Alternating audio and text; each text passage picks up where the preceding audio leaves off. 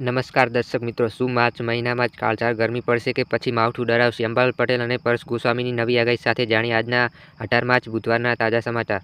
સમાચાર 1. ગુજરાતમાં ડબલ ઋતુનો અનુભવ.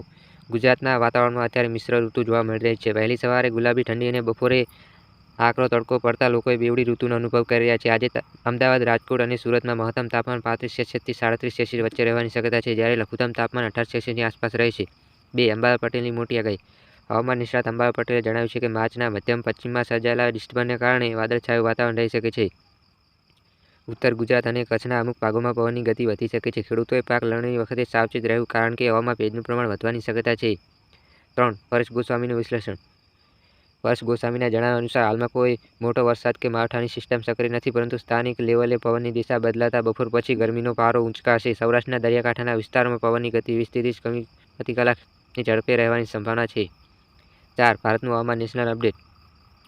દેશના અન્ય ભાગોની વાત કરીએ તો ઉત્તર ભારતના પહાડી વિસ્તારોમાં હજુ પણ હિમવર્ષા ચાલુ છે, જેની અસર મેદાની વિસ્તારોમાં ઠંડા પવન રૂપે જોવા મળી રહી છે. દક્ષિણ ભારતમાં કેરળ અને તમિલનાડુમાં છૂટાછવાયા ઝાપટા પડવાની હવામાન વિભાગે શક્યતા વ્યક્ત કરી છે. 5. ભેજ અને પવનની સ્થિતિ. આજે હવામાનમાં ભેજનું પ્રમાણ સવારે 45% અને સાંજે 20% આસપાસ રહેશે. પવન મુખ્યત્વે ઉત્તર-પશ્ચિમ દિશાનો રહેશે, જે બપોર પછી ગરમ લૂમાં પરિવર્તિત થઈ શકે છે. ખેતીવાડી અને હવામાનના આવા સાચા સમાચાર માટે અમારી સચિન કુમાર વેધર ચેનલને સબસ્ક્રાઇબ કરો અને આ વિડીયોને લાઇક કરવાનું ભૂલતા નહીં. આભાર.